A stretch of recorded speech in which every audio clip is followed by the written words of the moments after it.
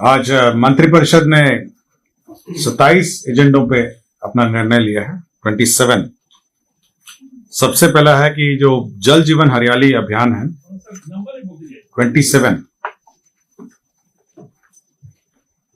तो जल जीवन हरियाली अभियान है, यह जल संसाधन विभाग का था। इसके अंतर्गत टर्नकी के आधार पर औरंगाबाद, डेहरी, सासाराम शहरों के लिए सोन नदी में उपलब्ध सतही जल जो सरफेस वाटर है उसके माध्यम से जो पेयजल उपलब्ध कराने का निर्णय लिया है। इसमें 1,347 करोड़ 32 लाख रुपए व्यय होंगे। 1,347 करोड़ की योजना है। और ये जल जीवन हरियाली के में औरंगाबाद, डेहरी और सासाराम शहर जो हैं यह सोन नदी के निकट में अवस्थित हैं और जो सरफेस वाटर है उसको उपयोग करते हुए यह सरफेस वाटर उपलब्ध कराया जाएगा। इसमें एनीकट वियर है, वहां पे अपस्ट्रीम में उसको यूज किया जाएगा और विभिन्न जगहों पे पंपिंग स्टेशंस स्थापित किए जाएंगे और इन शहरों में फिर पानी आपूर्ति की जाएगी। दूसरा है पशु मत्स्य संसाधन विभाग है। इसके अंतर्गत मुख्यमंत्री तालाब मत्स्य विकास योजना स्वीकृत की गई है, जिसमें 45 करोड़ 66 लाख 71 हजार रुपए सैंक्शन हुए हैं। 45 करोड़ 66 लाख 71,000। इसके अंतर्गत तालाब में मत्स्य हेतु उन्नत इनपुट दिए जाएंगे, जिसमें 50 ग्राम वजन के अंगुलिकाएं दी जाएंगी।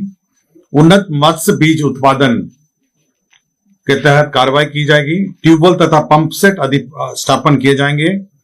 तालाब मत्स्यिका हेतु यांत्रिक एरिएटर स्थापित किए जाएंगे और कार्प हैचरी इनपुट सहायता दी जाएगी। इसमें आपका जो जनरल कम्युनिटी है, जो जनरल कास्ट है, उसको 50% अनुदान होगा और अनुसूचित जाति, जनजाति और अति पिछड़ों को 70% अनुदान दिया जाएगा। चतुर्थ कृषि रोड मैप के अंतर्गत दलहन फसल के प्रोत्साहन हेतु वित्तीय वर्ष 2024 में कुल 95 करोड़ 95 लाख 50 हजार रुपए लागत की योजना कार्यान्वित की जाएगी। ये दलहन दाल की योजना है और दलहन जो पल्सेस की योजना है, इसमें कार्य किए जाएंगे। एक नई पॉलिसी सरकार ने इस बार स्वीकृत किया है, वह है बिहार फिल्म प्रोत्साहन नीति 2024। इसके अंतर्गत विभिन्न जो फिल्म निर्माता हैं उनको 4 करोड़ तक अनुदान का प्रावधान किया गया है। मैं डिटेल्स आपको दे दूंगा। इसमें सिंगल विंडो के प्रावधान किए गए हैं, सिंगल विंडो क्लियरेंसेस के, ताकि राज्य में फिल्म शूटिंग को प्रोत्साहन मिल सके और राज्य में जो फिल्म निर्माता हैं यहाँ पर स्थानीय भाषा, हिंदी भाषा और अन्य भाषाओं में फिल्म शूटिंग कर सके। स्वास्थ्य विभाग में जीविका के माध्यम से जो सफाई कार्य चलता था, उसमें शुद्धि पत्र भी स्वीकृत किया गया है। इसमें जीविका को 1 रुपये 20 पैसा प्रति वर्ग मीटर प्रति माह अंकित हो गया था। इसको संशोधित करते हुए 1 रुपये 20 पैसा प्रति वर्ग मीटर प्रति दिन इसका करेक्शन किया गया है। तो हर जो जीविका ग्रुप हैं जो अस्पताल परिसर में सफाई करेंगी, वो 1 रुपये 20 पैसा प्रति वर्ग मीटर प्रति दिन उनको भुगतान किया जाएगा। शिक्षा विभाग के अंतर्गत भागलपुर अंतर्गत विक्रमशिला विश्वविद्यालय जो ऐतिहासिक स्थल है, वहां पे सेंट्रल यूनिवर्सिटी की स्थापना है। तो 205 एकड़ भूमि चिन्हित की गई है, 205 एकड़। और इसके लिए जो लैंड एक्विजिशन का कॉस्ट है वह 87 करोड़ 99 लाख 81 हजार 355 रुपए इसमें निहित है। तो लैंड एक्विजिशन एक सेंट्रल यूनिवर्सिटी भी बनेगी। पहले ही आपको जानकारी है 2 सेंट्रल यूनिवर्सिटीज हैं, एक गया में है, एक मोतिहारी में है। तो इसी तीसरा सेंट्रल यूनिवर्सिटी जो है ये विक्रमशिला विश्वविद्यालय जो ऐतिहासिक स्थल है उसी के समीप एक केंद्र विश्वविद्यालय की स्थापना की जाएगी। अल्पसंख्यक आवासीय विद्यालय 3 जगह स्थापना का निर्णय लिया गया है। सबसे पहला है जमुई में अंचल खैरा में, इसमें 55 करोड़ 91 लाख 67 हजार रुपए की प्रशासनिक स्वीकृति दी है। दूसरा नालंदा जिला अंतर्गत बिहार शरीफ में 56 करोड़ 61 लाख 3 हजार रुपए की प्रशासनिक स्वीकृति। और तीसरा कैमूर जिला के अंतर्गत चैनपुर में 98 करोड़ 17 लाख 99 हजार रुपए। तो 3 जगह का है, पहला है जमुई में अंचल खैरा में, दूसरा नालंदा जिला अंतर्गत बिहार शरीफ, और तीसरा कैमूर जिला अंतर्गत चैनपुर में। तो 3 जो अल्पसंख्यक विद्यालय हैं, आवासीय विद्यालय, उसकी स्वीकृति दी गई। राज्य सरकार ने बिहार जिला परिषद के भू संपदा लीज नीति का भी घोषणा की है। भू संपदा का मतलब है कि जो जिला परिषद आज के दिन में बहुत सारी जमीनें उसके पास उपस्थित उसके पास है, उसका बंदोबस्ती का जो नीति है उसकी स्वीकृति दी गई। अभी कोई नीति नहीं थी, लोग अपने मर्जी से, जिला परिषद अपने अपने सुविधा अनुसार इसकी बंदोबस्ती करते थे। अभी नीति ये है कि जो कृषि भूमि है, अगर कृषि भूमि देना है 5 साल के लिए तो वह बाजार मूल्य में दिया जाएगा और ये जिला परिषद निर्णय लेगी। और जो लॉन्ग टर्म लीज है 30 साल या 60 साल का, अगर लॉन्ग टर्म लीज दिया जाना होगा तो जिला परिषद को पहले राज्य सरकार की अनुमति लेनी होगी और उसके बाद वो लॉन्ग टर्म लीज कर सकेंगे। राज्य में 3 खनिज ब्लॉक का नीलामी का निर्णय लिया गया है। 3 खनिज ब्लॉक है, मैं तीनों का बता देता हूं। एक आपका जमुई में मजोस में मैग्नेटाइट आयरन ओर का है, और भंटा मैग्नेसाइट है, ये जमुई में है, और भोरा कटरा लाइमस्टोन ये रोहतास में है। तो 3 जो लाइमस्टोन का ब्लॉक है इसकी नीलामी होनी है। तो इसकी रिजर्व जमा सरकार ने निर्धारित की गई है। जो जमुई में है मैग्नेटाइट आयरन ओर है, उसका 3,817 करोड़ है। भंटा मैग्नेटाइट है जमुई में, इसका 511 करोड़ है, और लाइमस्टोन का जो रोहतास में है 1,761 करोड़ है। तो 3 जो खनिज ब्लॉक है, राज्य सरकार इसको ऑप्शन करने वाली है और इसी का जो रिजर्व जमा है उसकी स्वीकृति दी है। सूचना एवं जनसंपर्क का एक संलेख था जिसमें बिहार वेब मीडिया नियमावली 2021 की स्वीकृति है। यह पहले ही स्वीकृत हुआ था, बिहार वेब मीडिया नियमावली। केवल किस तिथि से यह अधिसूचित होगा और किस तिथि से लागू होगा यह स्पष्ट नहीं था। तो बिहार वेब मीडिया नियमावली जो है 2021 जो है संशोधन नियमावली, वो जिस दिन अधिसूचित होगी उसी दिन से लागू होगा। केवल डेट का घोषणा है, अन्यथा यह ऑलरेडी स्वीकृत योजना है। गर्दनी बाग में जजेस कॉलोनी, जजेस इंक्लेव के लिए 75 करोड़ 86 लाख रुपए मात्र की योजना स्वीकृत की गई है। इसमें पटना उच्च न्यायालय के माननीय न्यायाधीशों के लिए 20 आवासों के लिए स्वीकृत किया है। ये जजेस इंक्लेव होगा और ये गर्दनी बाग में स्थित होगा। नालंदा में जो अंतर्राष्ट्रीय खेल अकादमी है और अंतर्राष्ट्रीय मानक में क्रिकेट स्टेडियम है, उसके लिए 81 पदों का सृजन किया गया है और इसमें डायरेक्टर, एकेडमी के डायरेक्टर हैं और बाकी सभी पद हैं। तो 81 पदों का सृजन किया गया है। शहरी क्षेत्र में जो निर्माण किए जाने हैं, शहरी क्षेत्र में छोटे मोटे काम रहते हैं, नली है, गली है और अन्य सभी काम हैं जो महत्वपूर्ण काम है, उसके लिए एक नई योजना ये स्वीकृत कैबिनेट ने की है। इसका नाम है मुख्यमंत्री समग्र शहरी विकास योजना।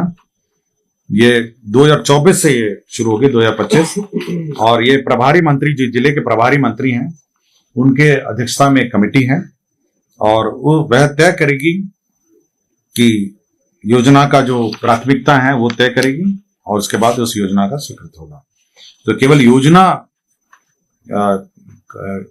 की स्वीकृति है और बाकी बाद में आवंटन है और अन्य जो राशि है उसका तय किया जाएगा। इसमें जो सड़कों का चयन है, सड़कें बनानी है, गली बनानी है, नागरिक सुविधा है, डिवाइडर है, पौधे हैं, पार्किंग स्थल है, पैदल यात्रियों का है, नालों का चयन है। तो जितने भी जो शहरी क्षेत्र में राज्य सरकार अपने निधि से करना चाह रही है उसके लिए योजना स्वीकृत है। बिहार राज्य खेल प्राधिकरण में जो स्पोर्ट्स अथॉरिटी है उसमें 301 पदों का सृजन है। यह भी एक परिवहन विभाग का एक संलेख था जिसमें BH सीरीज जो भारत सीरीज की गाड़ियां हैं उसमें एक मुश्त 14 वर्षों के लिए रोड टैक्स लेने के लिए निर्णय लिया गया है, जिसमें नियम 47, 48, 50, 51, 54 और को अमेंड करते हुए एक मुश्त 14 वर्षों के लिए टैक्स वसूली का निर्णय लिया। स्वास्थ्य विभाग में माननीय न्यायालय के आदेश के आलोक में जो सर्जरी के अंतर्गत अनुशंसित अभ्यर्थियों को सहायक प्राध्यापक के पद में नियुक्ति किया जाना था, उसमें पद सृजित किए गए अतिरिक्त पद और 4 डॉक्टर को नियुक्ति करने का निर्णय लिया गया। डॉक्टर मनोज कुमार गुप्ता हैं, डॉक्टर जावेद अख्तर हैं, डॉक्टर मनोज कुमार साव हैं, डॉक्टर रजनीश चंद्रा। तो न्यायालय के आदेश को अनुपालन के लिए है। बिहार सड़क सुरक्षा परिषद के अंतर्गत लीड एजेंसी के लिए संविदा के आधार पर स्वीकृत लेखा पदाधिकारी रोकड़ पद, इसमें 2 पद थे। ये बिहार सड़क सुरक्षा परिषद, जिसमें लेखा पदाधिकारी रोकड़ पाल थे और इनके जो क्वालिफिकेशन है वो ऐसे थे जिसमें नियुक्ति होने में कठिनाई हो रही थी, तो उसमें नियुक्ति के लिए जो क्वालिफिकेशन है उसमें संशोधन किया है। ग्रामीण कार्य विभाग में संतोष कुमार है तदेन सहायक अभियंता ग्रामीण कार्य विभाग, कार्य प्रमंडल बगादो, ये निलंबित थे और इनके वृहत दंड के रूप में बर्खास्तगी का आदेश निर्गत किया है। ये निगरानी में रंगे हाथ 50,000 रुपए की रिश्वत लेते हुए पकड़े गए थे और न्यायिक हिरासत में भेजे गए थे। इनको सेवा से बर्खास्तगी का निर्णय लिया गया। कमर्शियल टैक्स में एक सॉफ्टवेयर है, वैट MIS सॉफ्टवेयर है, उसका मेंटेनेंस TCS कर रही है, उसको 1 साल और एक्सटेंड करने का निर्णय लिया गया। कैमूर जिला अंतर्गत अधौरा अंचल में यह अनुसूचित जाति जनजाति कल्याण विभाग का एक एकलव्य मॉडल आवासीय विद्यालय है। ये सेंट्रली स्पॉन्सर्ड स्कीम है और इसमें 8 एकड़ जमीन राज्य सरकार को देनी थी, तो राज्य सरकार ने अनुसूचित जाति जनजाति कल्याण विभाग को ये जमीन निःशुल्क अंतर विभागीय हस्तांतरण किया गया। इस पर एकलव्य मॉडल आवासीय विद्यालय जो सेंट्रली स्पॉन्सर्ड स्कीम है उसका निर्माण किया जाएगा। किशनगंज अंतर्गत दीगल बैंक अंचल में जो SSB है, जो सीमा सुरक्षा बल है, उसका कैंप के लिए भारत सरकार को जमीन सशुल्क 60 लाख रुपए में दी गई है। ये सीमा सुरक्षा बल का कैंप है। भविष्य निधि अंतर्गत ये वित्त विभाग का प्रस्ताव है। भविष्य निधि निदेशालय के अधीनस्थ कार्यालय लिपिक संवर्ग का है, जो अन्य लिपिकीय संवर्ग है सामान्य प्रशासन के, उसी के आलोक में यह संवर्ग भी भविष्य निधि का भी गठन किया गया। पंचायती राज विभाग ने एक पंचायत निर्माण कार्य मैनुअल की स्वीकृति दी है। अभी आज के दिन में जो पंचायती राज में जो योजनाएं संचालित हैं और जो पंचायत में मुखिया और उसके पंचायत सचिव हैं, आज के दिन में कोई ऐसा कोई विशेष गाइडलाइन नहीं है और स्थानीय स्तर पर भी मतलब कंप्लेंट्स प्राप्त होती थी। अब यह है कि 15 लाख के अंतर्गत जो राशि है, जो एस्टिमेट्स होंगे, उसका कार्यान्वयन कैसा होगा, उसमें जो स्थानीय अभिकर्ता हैं उनका पैनल बनेगा, उनके बीच में बिड होगा और उसके बाद उनका अवार्ड होगा। और 15 लाख से ऊपर जो है जो बिड होंगे वह उसका रेगुलर बिड होगा। 15 लाख के नीचे भी जो राशि है उसमें सुरक्षा सिक्योरिटी डिपॉजिट क्या होगी, EMD क्या होगी, ऑनलाइन पेमेंट की क्या व्यवस्था होगी, तो पूरा डिटेल है जो पंचायती राज निर्माण कार्य मैनुअल है उसकी स्वीकृति दी गई है। दूसरा है कि मान्यता प्राप्त राजनीतिक दलों के कार्यालय एवं आवंटन, तो आवासीय जो है वो हर 2 साल में उसका एक्सटेंशन होता था। मतलब जो पॉलिटिकल पार्टीज को आवास या जो कार्यालय आवंटित होते थे, तो अब वो हर 2 साल का जो बंदेज है उसको हटा दिया गया है और अब ये बाध्यता 2 साल की नहीं रहेगी। अब तो जब तक उसकी मान्यता रहेगी, मतलब अब तो अभी हमको नहीं पता, लेकिन हम केवल कैबिनेट का निर्णय आपको बता